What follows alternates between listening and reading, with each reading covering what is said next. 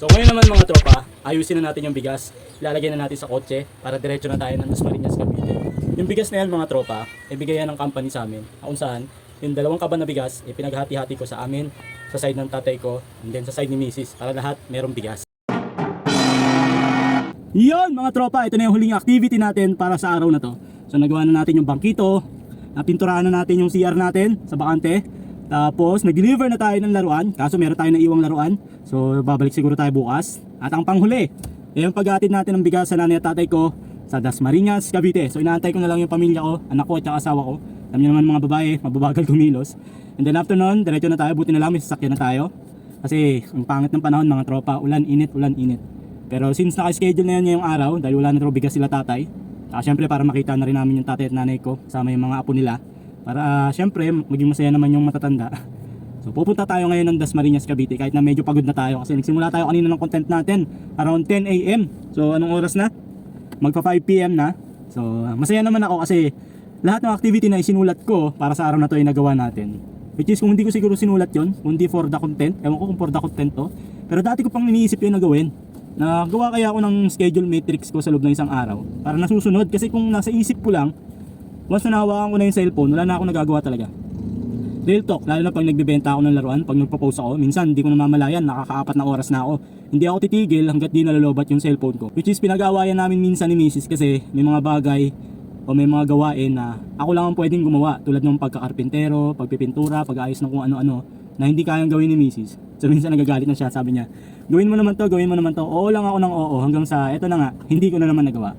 So ngayong araw mga tropa, good job tayo kasi nagawa natin yung 4 na task na ginawa ko para sa araw na to. Bukas kaya, anong task naman kaya yung gagawin natin? Actually marami pa akong mga dapat gawin na hindi ko pa nagagawa. Pero sana magawa natin sa pamamagitan ng ginawa nating matrix na kung saan gagawin natin araw-araw simula ngayon. Siyempre kahit na may trabaho tayo, pag-uwi ng bahay, kailangan may gawin pa rin tayo. Hindi yung nakatunganga lang tayo sa cellphone natin. Although yung pagbebenta ko ng laruan, doon kasi ako kumukuha mga tropa ng mga pambigay ko sa nanay at tatay ko kasi nagme-maintenance na si tatay. So ang gamot ng tatay ko is 500 pesos a day. So kung i-multiply mo yun sa loob ng isang buwan, 15,000 pesos.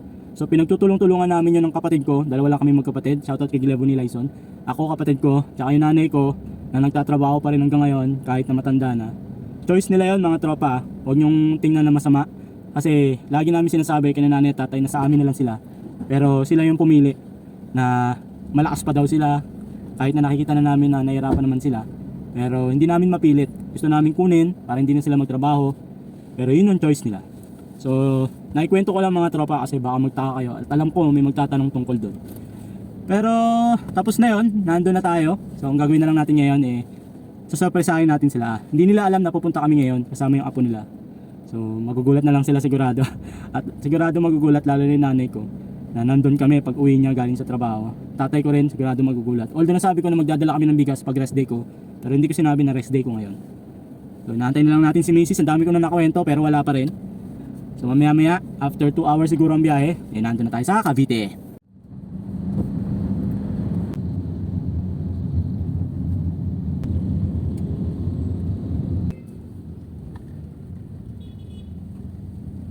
Welcome to Mabuhay Homes 2000, Barangay Salawag, Dasmariñas, Cavite. Madilim na mga tropa. Sobrang traffic. From Cabuyao, Laguna papunta dito sa Dasmariñas, Cavite. Umuulan pa, buti na lang nakasasakyan tayo. So hindi alam ng nanay at tatay ko na pupunta kami ngayon. Kasama yung 2 apo nila. Sigurado magugulat yun. At sigurado magugulat din kami. Manigurado walang ulam. Sinanay, Bill. Ah! Surprise! Ito, sakto doon. Naglalakad yung nanay ko. Hindi mo nakita yan, nakita ako. Kala ko nga, sabi ko sa gilid na ako, ba't kinaputputan pa ako? Hindi ka nga niya nakita na eh. Ako na, hindi ka niya Sino nakita. nakakita? Ako. Ha? Ako kasi nanay yun, no? Babay. Hindi ba? Sala mo rin eh. Ayan. Uy, mag-bless. Ah, ang galing mo naman doon sa napanood kong laro mo.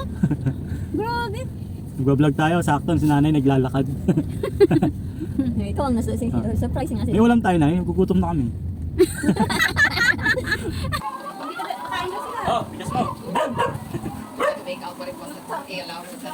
Touchdown, Dasmariñas, Cavite. Ito na lang sa'yo. Ilang natin? Ha? Ilang natin? Basta. Itong ano? Kaya nga pala yung nanay ko, yung maganda kong nanay. Wala pa yung pulbo. Ito naman yung tatay ko. Yan. Hindi ako naman yung kapugian ko. So there you have it mga tropa. Natapos yung 4 task na ginawa natin. Yung una, yung paggawa natin ng bangkito. Pangalawa, yung pagpintura natin sa CR. Pangatlo, yung pag-deliver natin ng laruan sa JNT. At ang pang-apat at pinakahuli, yung pagdala natin ng bigas dito sa Dasmariñas, Cavite. So ano kayong susunod nating task mga tropa? Abangan nyo ha. So if you like this video mga tropa, please don't forget to like, share, and subscribe sa Buti Pa si Tonton TV. Hanggang sa susunod mga tropa, ito po si Tonton. Peace. Bye!